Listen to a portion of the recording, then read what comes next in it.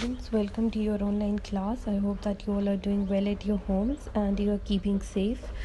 और आज हम लोग जो है वो पहले तो इस चैप्टर की रिवीजन करेंगे और थोड़ी सी मैं हम लोगों ने, क्योंकि ये चैप्टर क्लास में we have finished this chapter, तो we are just going to revise. मैं आपको ब्रीफ एक रिवीजन बता देती हूँ उसकी, तो फिर उसके बाद मैं आप लोगों को क्वेश्चन एंड आंसर्स इसके साथ में अटैच कर दूंगी, जो कि आप लोगों को अपनी नोटबुक पे करने होंगे।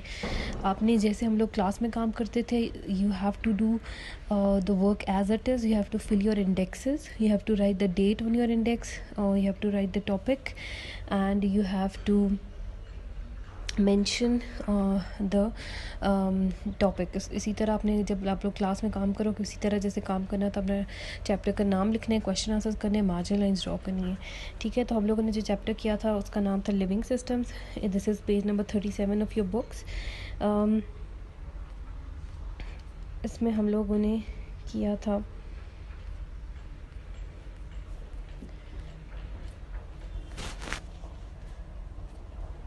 ठीक है, प्लांट्स एंड एनिमल्स। हम लोगों ने पढ़ा था कि दो तरह के लिविंग थिंग्स होते हैं, प्लांट्स एनिमल्स और ह्यूमन बींग्स जो होते हैं, सारे लिविंग ऑर्गेनिजम्स हैं, लिविंग थिंग्स हैं।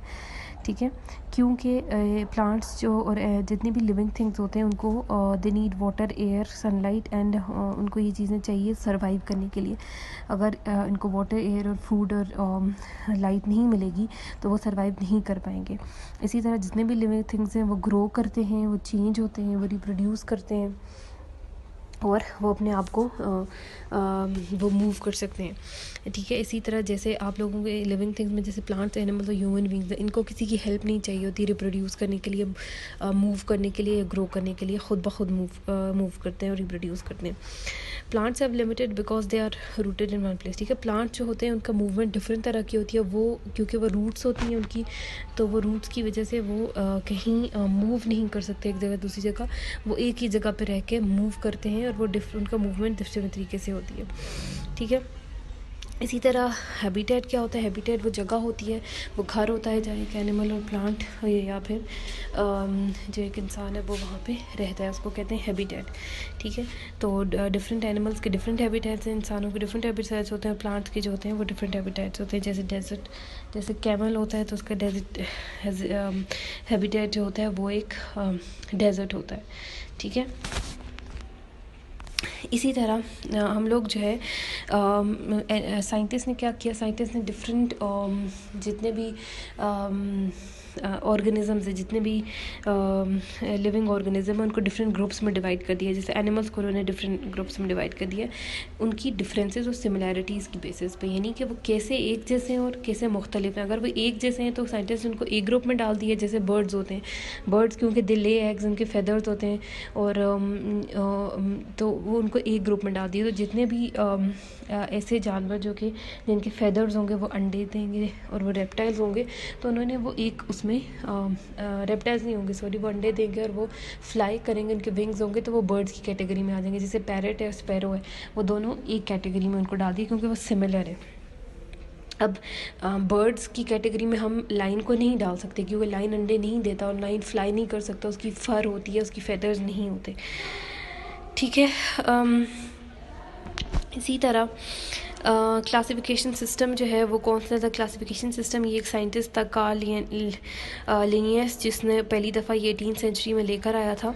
ये 250 साल पुराना क्लासिफिकेशन सिस्टम है। उसी के आज तक जो है ना वो उसी के उसी को फॉलो किया जा रहा है। उसी तरीके से जो है ना वो एनिमल्स को क्लासीफाई किया जा रहा है, ग्रुप्स में डिवाइड किया जा रहा है। तो मैमल्स एक ग्रुप होता है। मैमल्स जो है वो उसमें क्या होता है कि जितने भी मैमल्स वो ग्रुप होते हैं जो दे आर वार्म ब्लडेड, वो वार्म ब्लडेड होते हैं। इसके अलावा वो जो है वो बेबीज़ को they give birth to live babies, जैसे इंसान है, काऊ है, एलिफेंट है। इसके अलावा उनके हेयर होते हैं, फर होती है, हमने कैरेक्टरिस्टिक्स पढ़ी भी हुए। तो ये डिफरेंट टाइप ऑफ मैमल्स आपको दिए हुए। कार्निवोर्स वो एनिमल्स होते हैं जो मीट खाते हैं। हर्बीवोर्स वो ऑर्गेनिजम्स होते हैं जो प्लांट्स खाते हैं। ओमनीवोर्स वो होते हैं जैसे इंसान होते हैं, वो प्लांट्स भी खाते हैं और जहाँ एनिमल्स को भी खाते हैं। ठीक है, इसी तरह ग्रुप प्लांट्स को भी ग्रुप किया गया, डिफरेंट तरीके से ग्रुप किया गया है। उनकी सिमिलैरिटीज़ और डिफरेंसेस की बेसिस पे कुछ ऐसे प्लांट्स हैं जिनके ऊपर फ्रूट लगता है, कुछ ऐसे प्लांट्स हैं जिनके ऊपर फ्रूट नहीं लगता। कुछ प्लांट्स जो होते हैं वो जिससे वो ग्रो करके ट्रीज़ हो जाते हैं, कुछ छोटे प्लांट्स होते हैं, कुछ हर्ब्स होती हैं, कुछ श्रब्स होती हैं। तो वो डिफरेंट कुछ प्लांट्स कुछ ज़मीन के ऊपर रहते हैं, कुछ कुछ जो होते हैं वो समंदर के अंदर होते हैं। तो इसी तरह डिफरेंट प्लांट्स जो होते हैं उनको भी डिफरेंट तरीके से कैटेगराइज किया गया है। हमने कीज़ देखी थी। जब हम की बनाते हैं तो हमारे लिए किसी बंदे को या किसी चीज़ को आइडेंटिफाई करना आसान हो जाता है, इसलिए हम लोग की यूज़ करते हैं। हमने देखा था कि की जो है वो हम कैसे बनाते हैं। ठीक है, फूड चेन के बारे में मैंने आपको बताया था कि जब एक चीज़ दूसरी चीज़ के ऊपर को खा रही होती है, ईट कर रही होती है, तो that becomes a food chain. For example plants they take sunlight. अब एक जैसे प्लांट्स है वो किसको खाते हैं, उनको सनलाइट चाहिए होती है, पानी चाहिए होता है, तो वो वहाँ से अपनी फूड लेते हैं। और प्लांट्स को कौन खाता है, काऊ खाती है।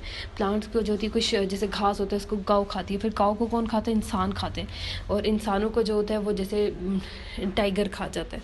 तो ये एक फूड चेन बन जाती है, यानी एक चेन बन जाती है कि एक चीज़ दूसरी चीज़ को खा रही होती है, वो उनका फूड बन जाती है। उनका वो एक प्लांट्स जो होते हैं वो बेसिकली प्रोड्यूसर्स होते हैं। ठीक है, प्लांट्स हमेशा से प्रोड्यूस, क्योंकि वो चीज़ प्रोड्यूस कर रहे होते हैं, फ्रूट्स प्रोड्यूस कर रहे होते हैं, वो किसी के दूसरे के लिए खाना प्रोड्यूस कर रहे होते हैं। ठीक है, तो ये हमारा चैप्टर था जो हमने किया था। अब हम जो है वो आप लोगों ने इसको ख़ुद से रिवाइज़ करना है, घर में इसकी रीडिंग करनी है, इसकी अच्छी तरह से वर्कबुक का काम करें, क्योंकि जब आप लोग वापस आएंगे तो आप लोगों के जो टेस्ट में इंक्लूडेड होगा वो आपकी वर्कबुक और नोटबुक और बुक को भी रीडिंग करो अच्छे तरीके से, ताकि आप लोग जो है ना पेपर कर सको। और ये जो मैं रिटन वर्क अभी कराऊँगी आप लोगों को दूँगी, ये मैं आपका नोटबुक पर करोगे, फिर मैं आपकी notebooks I am going to bring your notebook, you have to submit your notebooks to the school and we are going to check your notebooks and we are going to give their back to you. So you have to do it very very carefully. You have to learn these question answers that you are going to do, and जिस तरह से class में काम किया था telling you again, you have to fill the indexes, you have to write the day, और आपने साथ साथ जो है वो उसको क्वेश्चन आंसर्स को भी अपनी नोटबुक पे करना है, and then you have to provide the notebook to the school so that we can check and we are going to return them back to you. और उसके बाद आपने you have to learn these question and answers and everything, so that आप लोग जब paper करो तो it would be easier for you, ताकि फिर आप लोग जब आओ तो, क्योंकि ये आपका जब आप छुट्टियों के बाद आओगे तब